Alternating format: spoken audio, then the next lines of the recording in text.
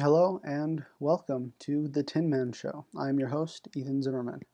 Um, this is a brand new podcast that I've started. I am using this as an opportunity to discover my ideas and discover why I believe what I believe and try and defend those ideas as well. Um, yeah. So, I'm planning on eventually expanding this to multiple different things, going from religion to politics to social issues. But as of now, we're just going to start with a segment called "I Read the Bible" for the first time. So I'm not religious, and I was when I was younger, but I haven't been for a while.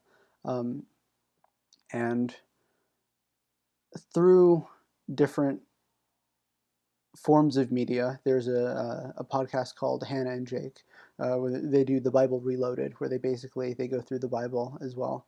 I'm planning on doing something similar to that. It's something that I would do anyway. I would like to actually read the Bible, and I figured I can do that and give my commentary and share it with the world. Um, so, without further ado, uh, I read the Bible. So, starting Genesis chapter 1, I'm reading from a website called kingjamesbibleonline.org, and this is the King James Standard. Genesis chapter 1, verse 1. In the beginning, God created the heaven and the earth. Right there, there's already sort of an issue.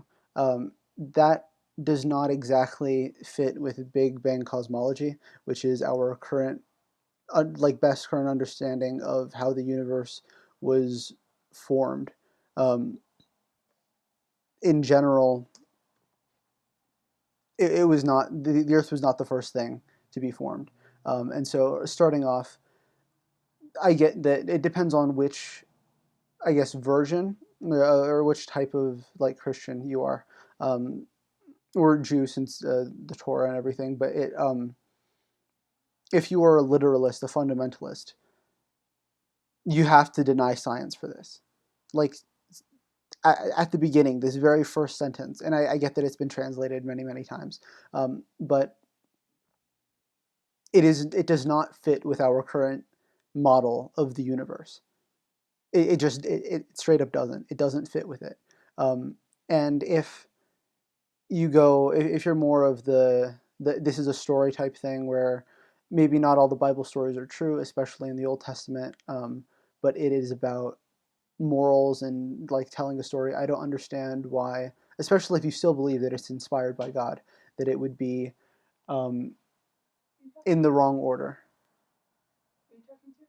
Like if you believe that it is divinely inspired, it still doesn't make sense that God would allow whoever had written this down to write it down incorrectly. I'm not sure whether canonically. I'm pretty sure it was written by canonically by Moses or Noah, but I'm not 100% sure. I don't remember. That's enough on the first verse. Let's move on. And the earth was without form and void, and darkness was upon the face of the deep, and the Spirit of God moved upon the face of the waters. So this is somewhat kind of understandable and correct within Big Bang cosmology because originally it was just magma and stuff, and so it would have been not suitable for life. But once the Earth cooled down, then it was like water and stuff for the most part. That's where life came from, and abiogenesis is a completely different subject that I assume we'll get into very soon. But like the Earth, it wasn't just only water. There was land there. Anyway, and God said, "Let there be light," and there was light. God saw the light, that it was good, and God divided the light from the darkness. That is very confusing. How was the light together with the darkness? How did he make it separate? I don't understand this. And God called the light day and the darkness night, and the evening and the morning were the first day. Okay? Um, I assume this is still on the first day, sure. And God said, "Let there be a firmament in the midst of the waters, and let it divide the waters from the waters." A firmament. I guess I need to look up this word because dividing the waters from the waters sounds like some Moses splitting the Red Sea type of stuff. Firmament.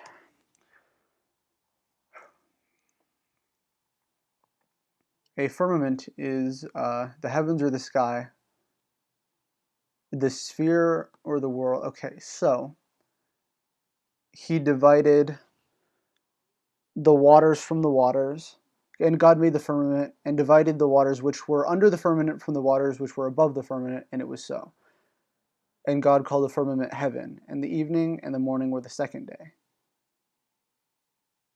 Okay, so he basically took water from the ground or from the sea or whatever and made it the sky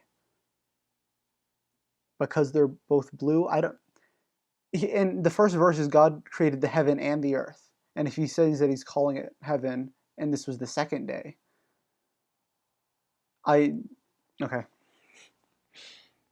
And God said, "Let the waters under the heaven be gathered together into one place, and let the dry land appear." And it was so. I were they not in one place before? And then the land appeared. That means that the okay, like his water flows to the lowest point, letting the dry land appear. It seems different. It seems not how water works because if it all pooled in one place, if it wasn't already all pooled in one place, which I guess if you have two separate places that it's pooled into or whatever, but it still needs to pool somewhere. If it was already covering everywhere and there was no land, that means he's creating land. That's not what it says, but sure. And God called the dry land earth, and the gathering together of the waters he called seas. And God saw that it was good. Okay. And God said, "Let the earth bring forth grass, the herb yielding seed, and the fruit tree yielding fruit after his kind, whose seed is in itself upon the earth." And it was so. As we don't know how life started.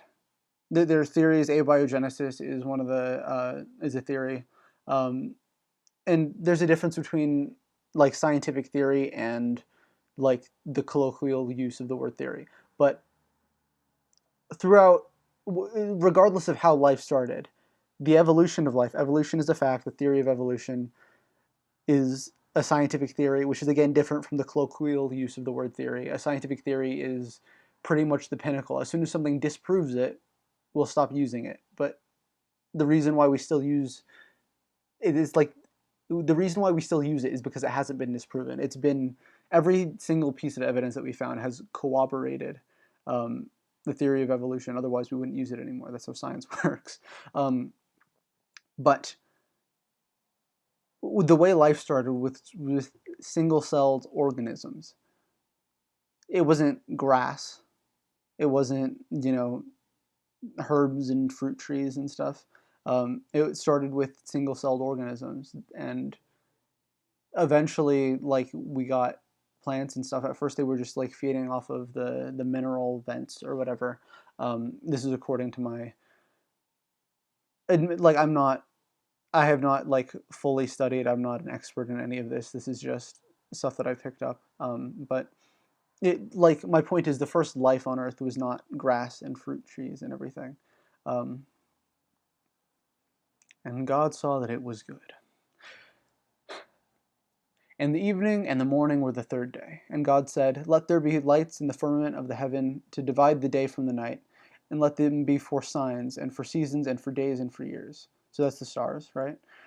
"And let them be for lights in the firmament of the heaven to give light upon the earth." And it was so. Sure. And God made two great lights, the greater light to rule the day, and the lesser light to rule the night. He made the stars also. And God set them in the firmament of the heaven to give light upon the earth, and to rule over the day and over the night, and to divide the light from the darkness. And God saw that it was good. And the evening and morning were the fourth day. Okay, so here he's making stars and the moon and the sun, which are all a little bit different. Our sun is not the oldest sun by any means. and the stars are, thousands of light years away and everything, and the moon is not a source of light. It's a big rock in the sky that reflects light from the sun. Where was the light coming from beforehand? Because he's saying that he's making the sun and the stars now. Where was light coming from before this? Because if there were no sun, there wasn't any stars. At the very beginning, he created light. Where is the light coming from? Okay. And the evening and the morning were the fourth day. And God said, let the waters bring forth abundantly the moving creature that hath life, and the fowl that may fly above the earth in the open firmament of heaven. Okay, so he's making animals and stuff. And God created great whales and every living creature that moveth, which the waters brought forth abundantly after their kind, and every winged fowl after his kind. And God saw that it was good. Okay, so sea life, yeah, was the first type of life before, but here he's talking about like birds and ducks and stuff that like are foul, that are flying. It's not like, and I know I'm spending a lot of time on this, but this cannot be taken literally. The the scientific understanding, the scientific consensus is overwhelmingly against what this is currently saying. And I can, if you're a more progressive Christian, not as fundamentalist, I can understand the um,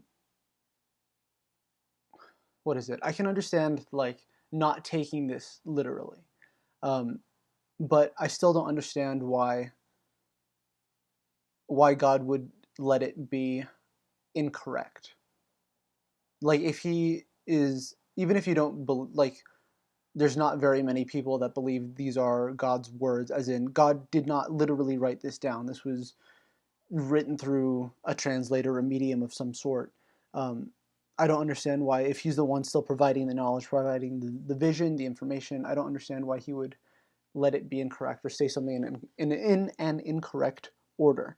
Um, because the he's here talking about the whales and the birds and stuff, and that's not the order that this went in. Like, let's see if he ever mentions dinosaurs in the Bible, right? Stuff that we knew existed. Like, there's a lot of stuff that there was a lot that went in between creating, but like whales existing, right? And like ducks existing. Like, there's a very big time difference between when these things were alive. Um, anyway, verse 22. And God blessed them, saying, be fruitful and multiply, and fill the waters and the seas, and let fowl multiply in the earth. And the evening and the morning were the fifth day. And God said, let the earth bring forth the living creature after his kind, cattle and creeping thing, and beast of the earth after his kind, and it was so. Um, Speaking about kinds here for a second, I know that it is a common enough argument among creationists, like young earth creationists, um, that they use kind rather than species sometimes, or they use kind to sort of, they say that nothing can come forth other than its kind, and they say that like they call evolutionists, but people who believe in science and evolution say that things are changing. Like I know that Ken Ham, who is a terrible human being, and what's his name? I'm blanking on it right now, which is good. Uh, Kent Hovind is even worse. He's horrendous. Um, but like Kent Hovind especially will use kind to like invalidate all talk about species, and say that like creationists and not evolutionists want to people who believe in science, that people who believe in science and evolution are trying to say that like suddenly a monkey gave birth to an orange or something like that. Like these are things that he said. He says that life came from a rock and stuff like that. Like that he says that's what people who believe in evolution say. And evolution has nothing to do with abiogenesis, which is that one argument. But the other thing is in the taxonomy, there is it's all umbrella terms, right? So you go from like eukaryote to kingdom Animalia, to like vertebral organisms. Like you're not going to get a viable thing unless it's like evolved off of, but you're not going to have an animal that gives birth to a vegetable, or you're not going to have like a canine that suddenly gives birth to a feline. You're not going to have a um, like a dragonfly give birth to a kangaroo. Like this is not everything is defined of what came before it. So no matter how far down you go down the evolutionary line with a cat, what comes before it will not necessarily be a cat, but it won't be a dog or it won't be a whale because of the way that evolution works. I'm not sure if I'm explaining this well, but a bear will always give birth to another bear. Whether we continue to call that a bear down the line and bear becomes extinct and ends up being, a common ancestor of different animals in the future, they're still under the thing bear, just like humans are animals. We're not separate from it. We are animals. We are great apes. Like, just because we are human doesn't mean that we're not also under like the eukaryotic. I don't know. It's not kingdom, but like we're still eukaryotes. Um, and the use of the word kind is not specific. It just says every winged fowl after its kind. Does that mean that like canaries can only have canaries? Is there a common ancestor among all canaries? Because they're different types of canaries. They're like different types of birds. Darwin's finches, right? Um, and if you go, okay, all finches can have a common finch ancestor. Um, then what about finches and their closest relative? Is there a possibility that they can have a common ancestor? And that's how evolution is. Is that as far back as you go, they all have common ancestors. Um, anyway, verse 25. And God made the beast of the earth after his kind, and cattle after their kind, and everything that creepeth upon the earth after his kind. And God saw that it was good. And God said, let us make man in our image, after our likeness, and let them have dominion over the fish of the sea, and over the fowl of the air, and over the cattle, and over all the earth, and over every creeping thing that creepeth upon the earth. Um, God's use of us there and our is kind of interesting. It's like the royal we, like the plural. And I've seen some uh,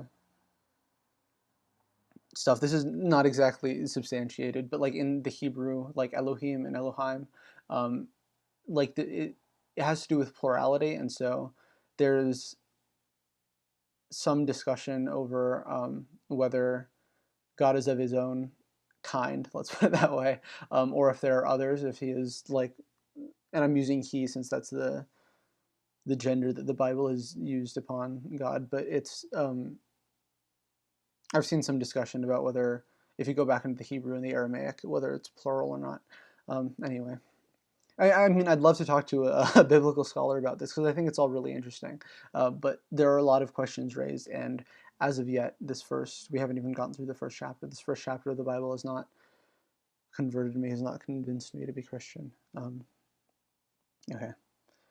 Also, about this verse 26, it is, I've seen stuff used, I've seen, it tends to be conservatives who use this argument to deny climate change because there's no way that man can like destroy the earth if God has given them dominion over it, right? That's the argument that we're allowed to pollute the earth and whatever because God gave us permission to, and He would not allow the earth to be destroyed by our own means, which is frankly a stupid argument because we can see the impacts that climate change has had and will continue to have um, on our earth, like the sea levels rising and everything.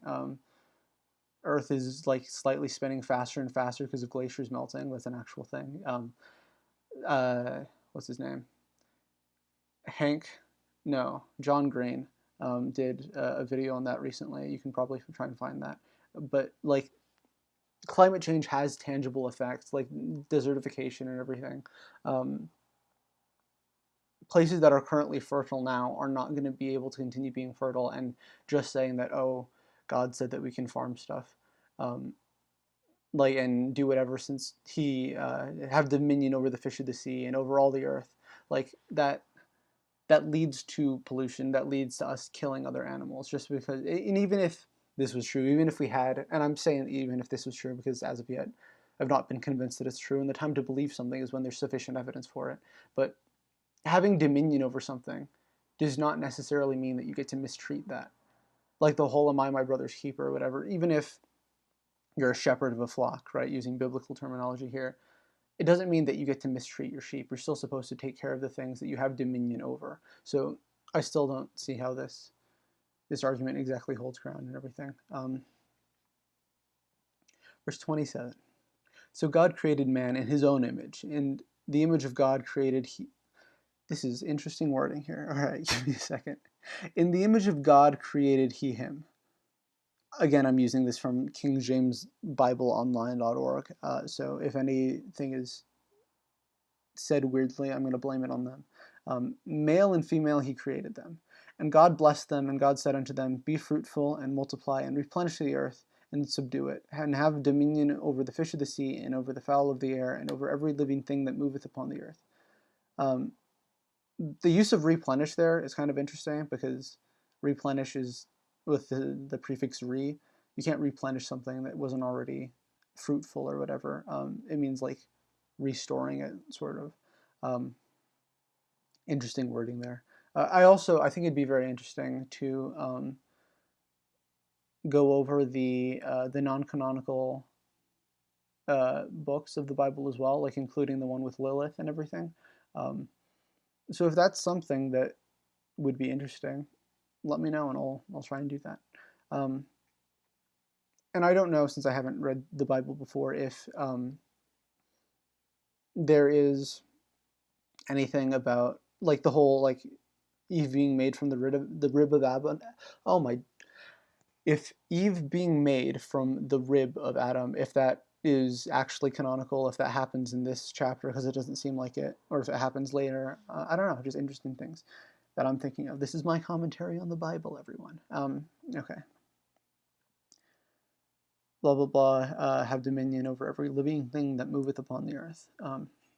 And God said, behold, I have given you every herb bearing seed, which is upon the face of all the earth, and every tree in the which is, oh, I don't like this wording. It says, in the which is the fruit. King James Bible Online.org. You have to refix your wording here. That doesn't seem correct. In the which is the fruit of a tree yielding seed, to you it shall be for meat.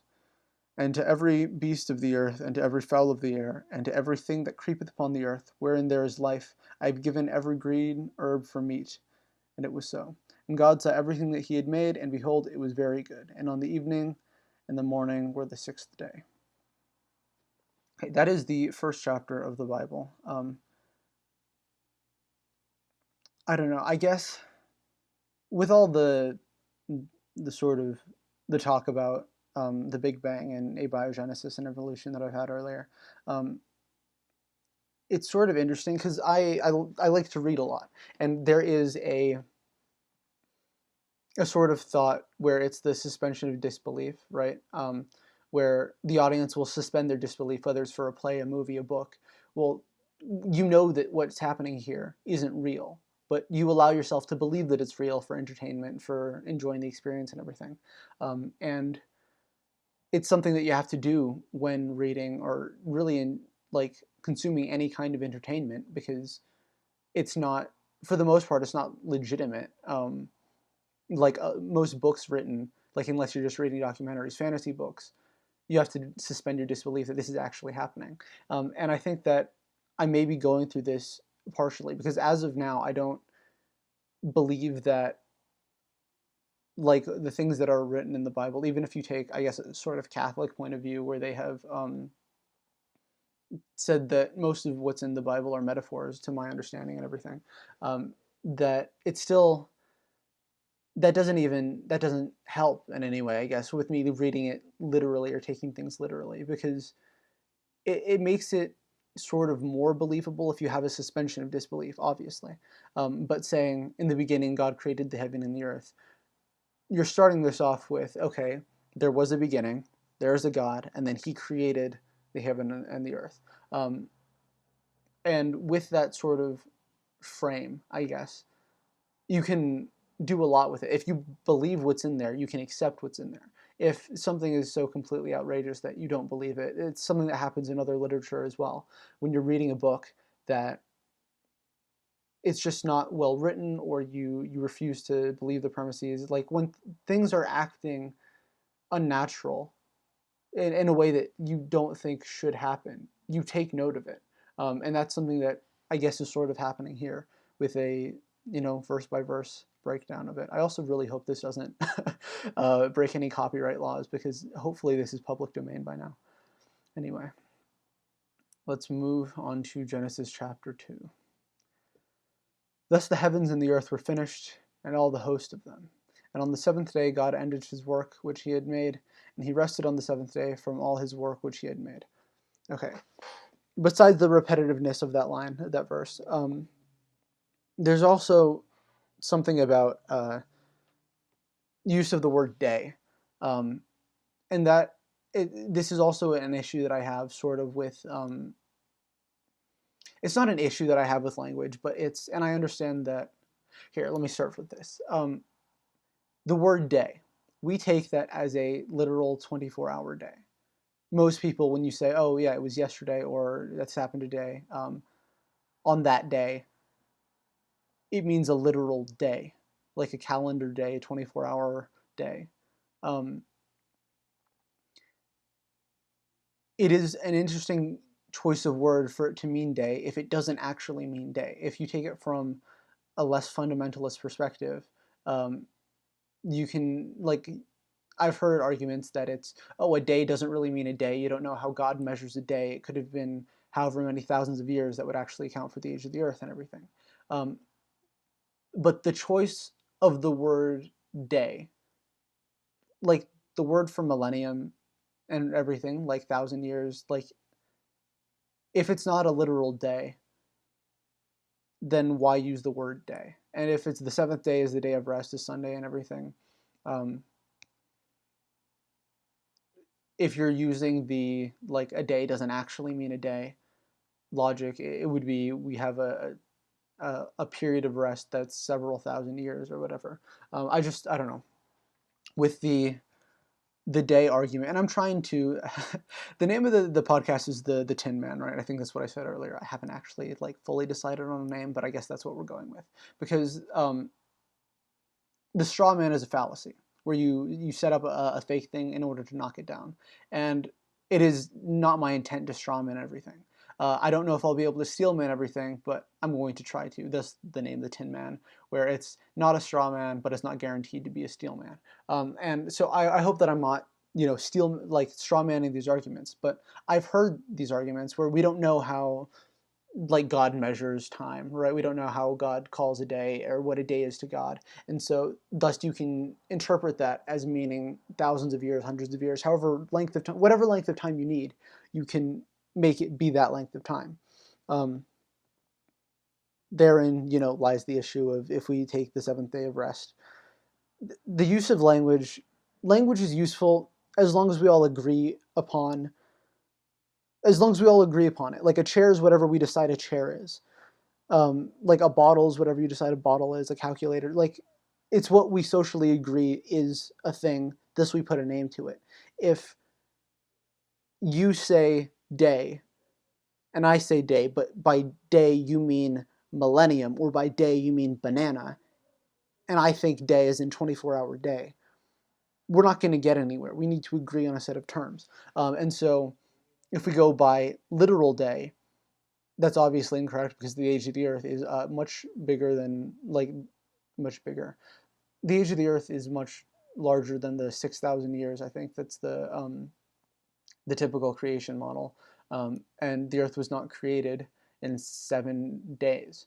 And if you take the less literal, the less fundamentalist version, but still see day as a measurement of time, I don't know how you reconcile that with our common use of day and why it was transcribed as day when different words could be used. And if you think that it's all metaphor, I don't understand what the benefit of the metaphor is for using day when it wasn't. If you believe that it genuinely was metaphor, I don't know why. If you believe it was metaphor but still inspired by God, I don't know why you would have it down as metaphor when it's not actually a metaphor. Okay. Excuse my I was gonna say pandering. It's not pandering. My rambling. And God blessed the seventh day and sanctified it that it because that in it he had rested from all the work which God created and made. So yeah, this is going back to what I was saying about, yeah, if we rest on the seventh day, every seventh day on Sunday, because of him taking a rest there, it's understandable if you're using, a literal creationist model, but using that means that you need to deny all science pretty much about what we know about the universe. And if you, I don't know, like I said, it doesn't make sense if you take a less literalist where it's day means whatever X unit of time you need it to mean. All right. These are the generations of the heavens and of the earth when they were created, in the day that the Lord God made the earth and the heavens, and every plant of the field grew before it was in the earth, and every herb of the field before it grew. For the Lord God had not caused it to rain upon the earth, and there was not a man to till the ground. That is confusing to me. I may need to reread this. He already made Adam and Eve, right? Like did I read that wrong? Let me go back here. Yeah, so he says, and he created man in his own image, and in the image of God created he him, male and female he created he them. He them. That's my pronouns. I'm a he him. If anyone was wondering. Okay, anyway, let me reread this. And every plant, again from King James Bible online.org, and every plant of the field before it was in the earth, and every herb of the field before it grew, for the Lord God had not caused it to rain upon the earth, and there was not a man to till the ground. But there went up a mist from the earth, and watered the whole face of the ground. And the Lord God formed man of the dust of the ground, and breathed into his nostrils the breath of life, and man became a living soul. um, it's not my intention to ridicule or anything, but it's very funny because I have younger brothers. Like just imagining like God creating this sculpture right out of the dust, and then just going up to his nose and then just blowing into his nose to breathe the breath of life. All right. And the Lord God planted a garden eastward in Eden, and there he put the man whom he had formed. And out of the ground the Lord God And out of the ground made the Lord God to grow every tree that is pleasant to the sight and good for food, and the tree of life also in the midst of the garden, and the tree of knowledge of good and evil. Are those separate trees, or are those the same tree? That's interesting. Okay. Because the tree of life is a very common, motif throughout all different kinds of religions and mythologies throughout time, really. Like the tree of life is Yggdrasil in Norse mythology. I'm really into Norse mythology, and so that may be the thing that throughout this series I draw the most comparisons to. All right. And a river went out of Eden to water the garden, and from hence it was parted, and it became into four heads. The name of the first is Pison, and that is which compasseth, because if something encompasses, I'm trying to figure out how to pronounce this word, which compasseth the whole land of Havalia, where there is gold, and the gold of that land is good, and there is bdellium and the onyx stone. And the name of the second river is Gihon. It is the same that is encompassed the whole land of Ethiopia.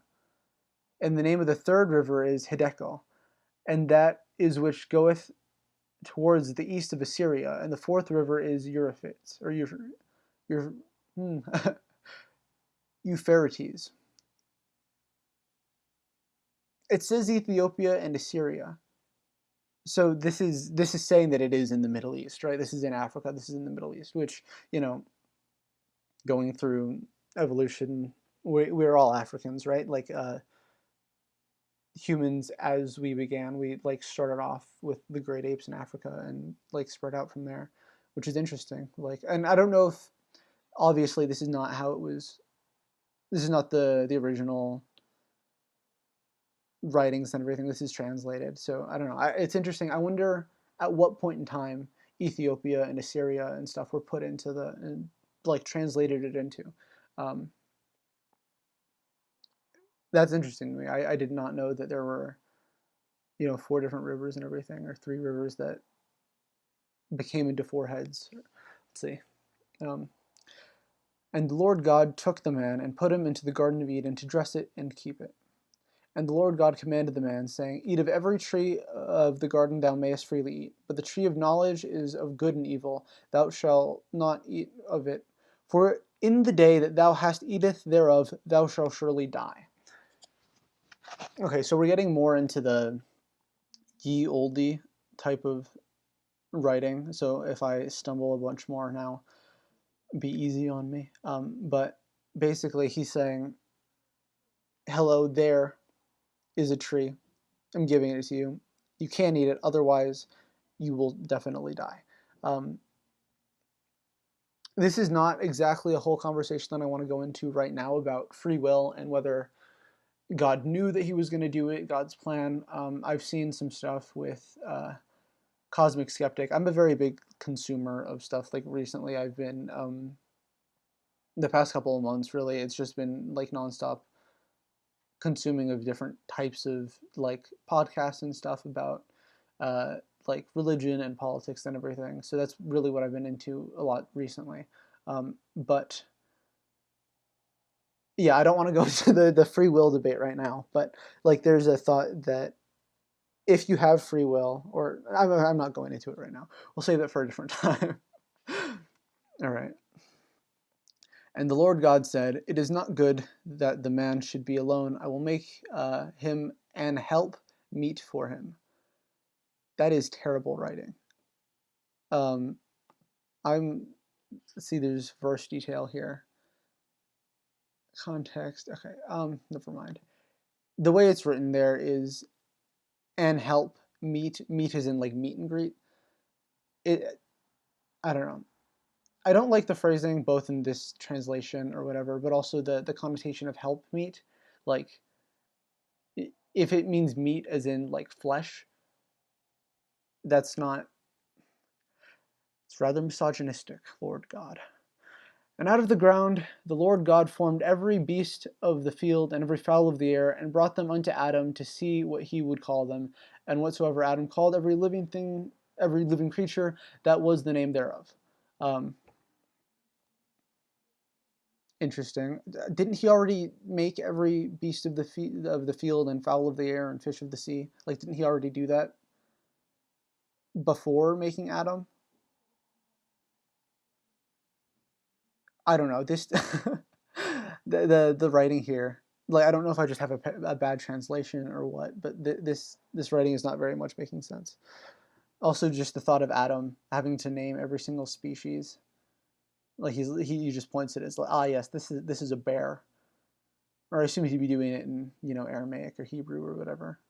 And that, no, I guess that comes into the Tower of Babel, but like he definitely didn't name it in every language. He didn't go bird, oiseau, like oiseau is bird in French and stuff. Like, I don't know.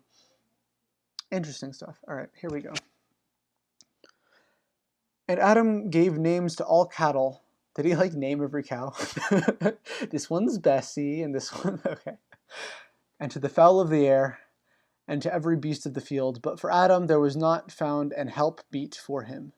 And the Lord God caused a deep sleep to fall upon Adam, and he slept. And he took one of his ribs, and closed up the flesh instead thereof. And the rib which the Lord God had taken from the man, he made a woman, and brought her unto the man. And Adam said, This is now bone of my bones, flesh of my flesh. Excuse me.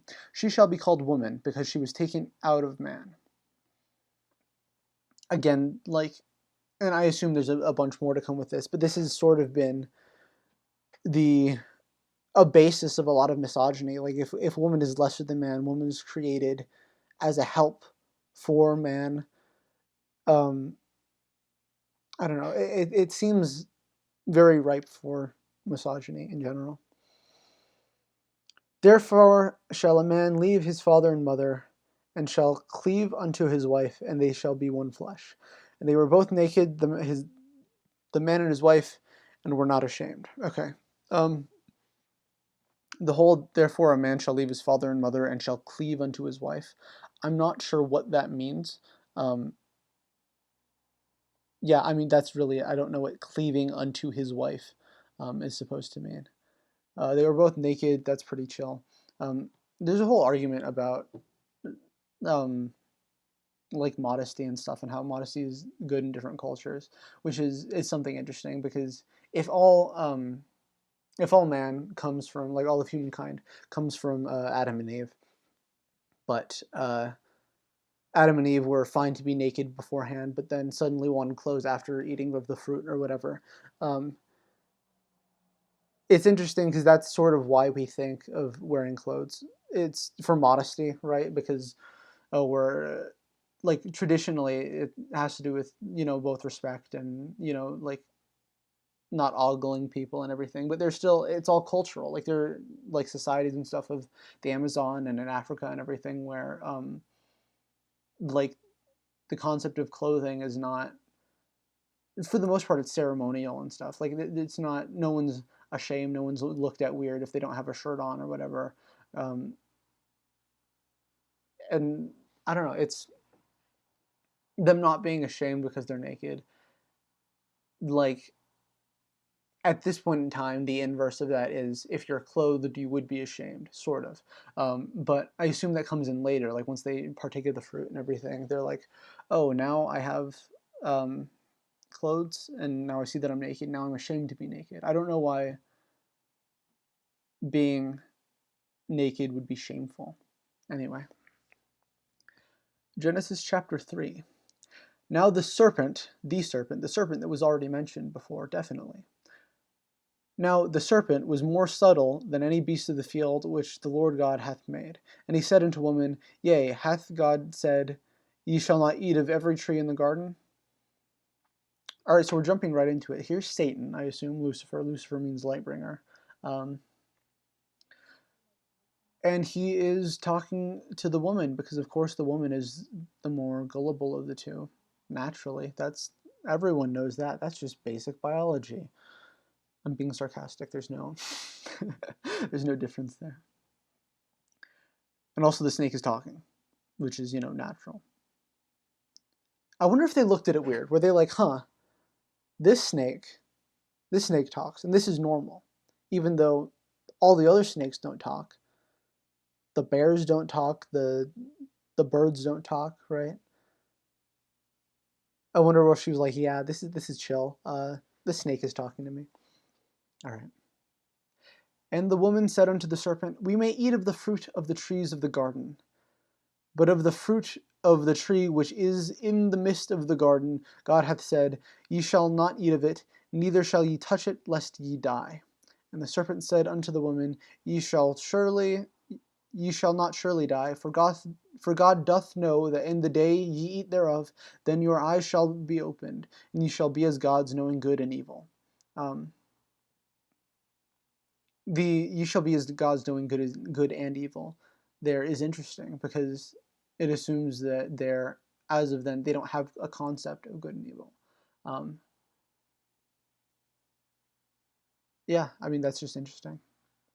And when the woman saw that the tree was good for food, and that it was pleasant to the eyes, and a tree to be desired to make one wise. And a tree to be desired to make one wise. Okay, so the eating of the tree would make you wise, yes. She took the fruit thereof, and did eat, and gave also unto her husband with her, and he did eat. And then they eat the tree of the the knowledge garden. Um, and the eyes of them were both opened, and they knew that they were naked, and they sewed fig leaves together and made themselves aprons. I don't. What's the shame of being naked there? Like I don't understand it. Like now culturally, we're not supposed to be naked. We're not supposed to be exposed or anything. But I don't know. Saying that they were ashamed to be naked, then they had to hide themselves. It's interesting, and a lot of this has to be taken, I guess, in the quality of the time, right? Like depending on where you are, if you live in the north, of course you need clothes because you'd freeze to death otherwise. But if you're in a place where they were naked before and they were fine, it's not like they needed clothes to survive. I don't know why suddenly after gaining knowledge they don't want to be naked anymore. Anyway, and they heard the voice of the Lord God walking in the garden in the cool of the day, and Adam and his wife hid themselves from the presence of the Lord God amongst the trees of the garden. And the Lord God called. Okay, just I want to say something here. Every single time I say Lord in the text that I'm reading, it is capitalized. And the voice of the Lord God, the presence of the Lord God, like Lord is capitalized every single time I'm saying it, which is, I don't know, I just wanted to point that out. Okay. And the Lord God called unto Adam and said unto him, Where art thou? And he said, I heard thy voice in the garden, and I was afraid because I was naked and I hid myself. Um, and he said, Who told thee that thou wast naked? Hast thou eaten of the tree whereof I commanded thee that thou should not eat? So he's like, Yo, who told you were naked? That feels like a rhetorical question, since God like would have created everything, right? Knows where who has the ability to tell him if he's naked or not. He's trying to catch him there with a sneak rhetorical question. Um, okay. And the man said, The woman whom thou gavest to be with me, she gave me of the tree, and I did eat. And the Lord God said unto the woman, What is this that thou hast done? And the woman said, The serpent beguiled me, and I did eat. Um, I don't know. This, for one thing, reading it like this is kind of difficult. The ye olde text stuff, but I'll make it through. And the Lord God said unto the serpent, Because thou hast done this, thou art cursed above all cattle, above every beast of the field. Upon thy belly shalt thou go, and dust shalt thou eat of all the days of thy life. For one thing, this is sort of implying that before it wasn't like crawling on its stomach, not crawling, but like it wasn't like a land like at the ground. I wonder how it was before. That's interesting. And you shall eat dust, which is, not what snakes eat. Uh, and I will put enmity between thee and the woman, and between thy seed and her seed.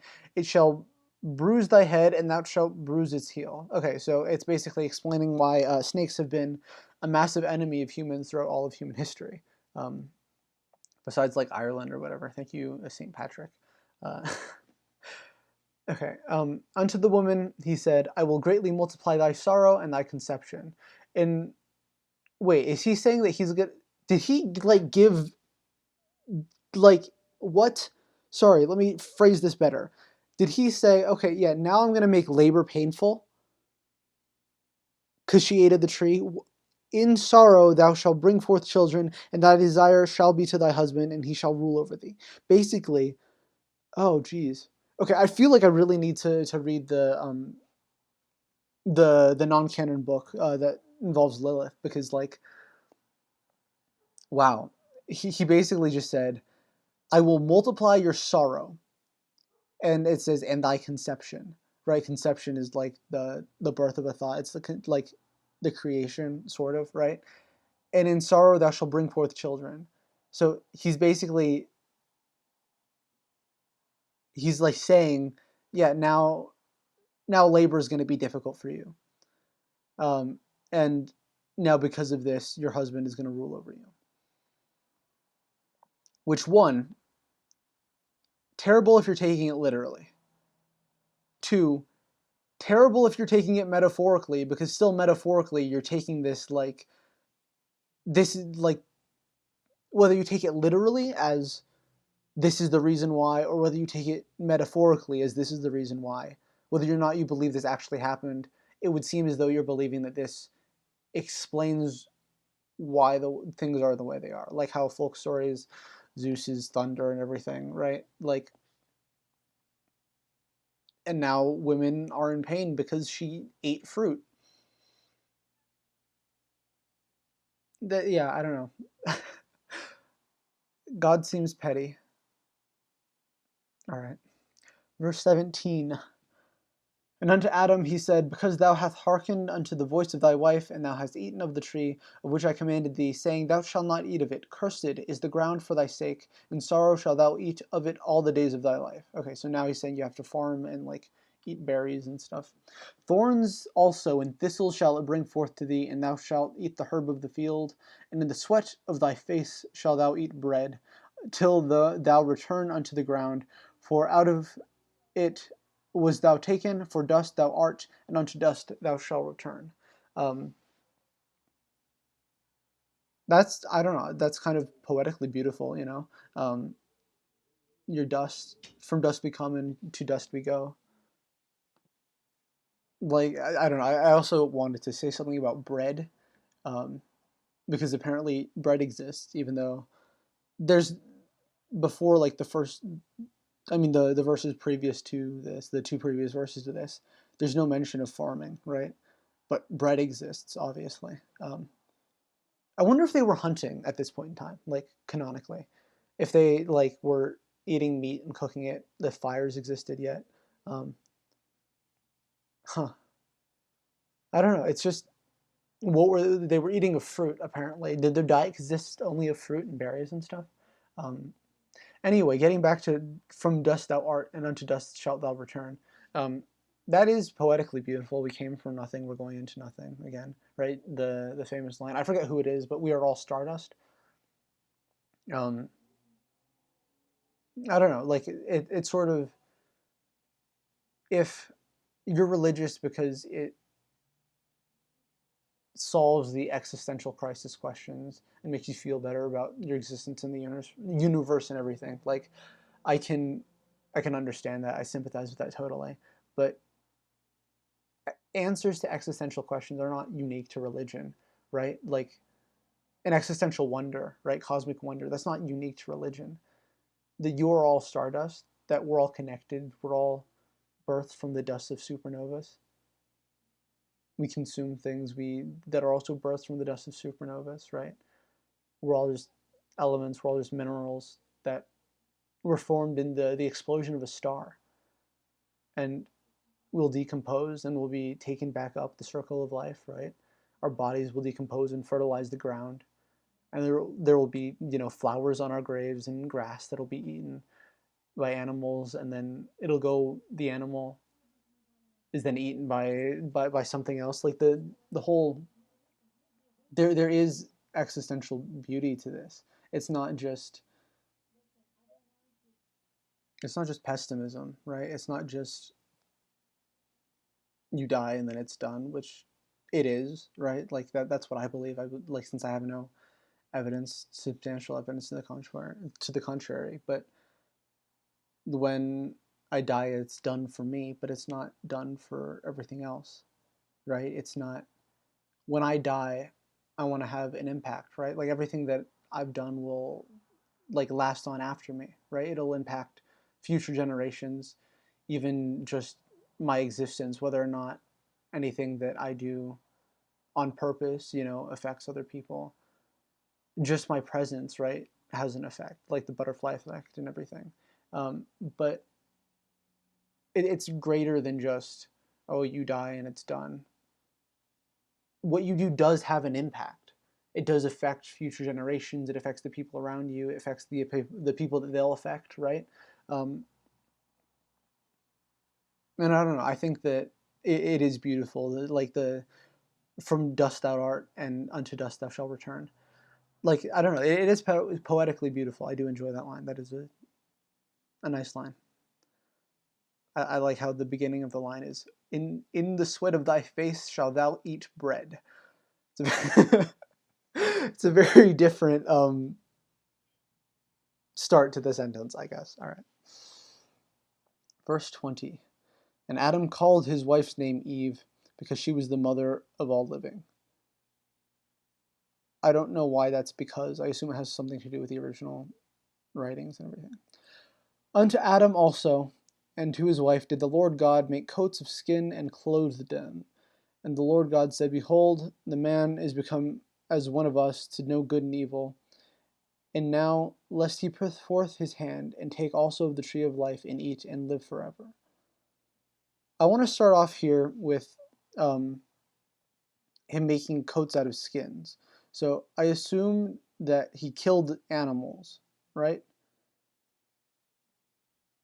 So for one thing, he's killing animals there and showing them how to make clothes out of animal skins. And then the other thing here, which I think is really interesting, is he says, the man has become as one of us. So he's using plural again here. But earlier, over here in verse 11, he says, Hast thou eaten of the tree whereof I commanded thee that thou shalt not eat? So here he's using singular. So it's not just like God is always the royal we, the plural we, and everything.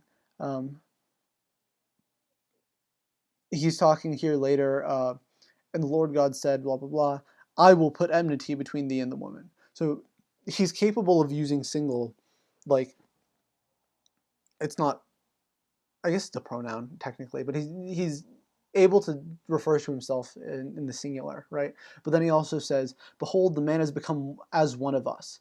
So that contextually implies that that God isn't alone, right? That there's more gods. It's interesting. Okay. The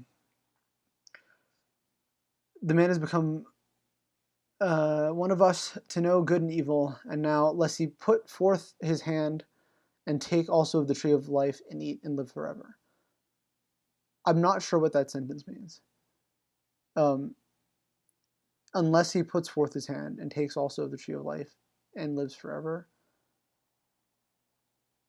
I genuinely, I don't understand this. I don't understand this sentence. Verse 22. I'm going to move on. Therefore, the Lord God had sent him forth from the garden to till the ground from whence he was taken. So he drove out the man, and he placed at the east of the garden of Eden cherubims. I assume that's like cherubs, right? And a flaming sword which turned every way to keep the way of the tree of life. So fire exists now. It's a flaming sword. I don't understand what it means, which turned every way. Like, is it omnifaceted? To keep the way of the tree of life? I'm not sure what that means. Anyway, we are coming up on an hour here. We read through chapter 3 of Genesis. It seems like the next chapter we're talking about Cain and Abel, right? We're talking about the fall from grace and everything. We may be dealing less with God there and more with man, which is interesting. Thank you for joining me on this. I hope this has been an enjoyable experience for you. Whether or not it's going to be something that I'm going to continue doing regardless, but if it's something that you enjoyed, please let me know. I don't know where I'm going to post this. Probably YouTube. I'm going to see if I can get this on podcast stuff as well, but I'll probably start with this on YouTube. Yeah, I mean, I'll definitely take any criticisms, any comments. Got through 3 chapters there with a lot of me just talking about whatever came across my mind. But yeah, if you enjoyed this, please consider liking this, following this, commenting, subscribing, whatever it's going to be.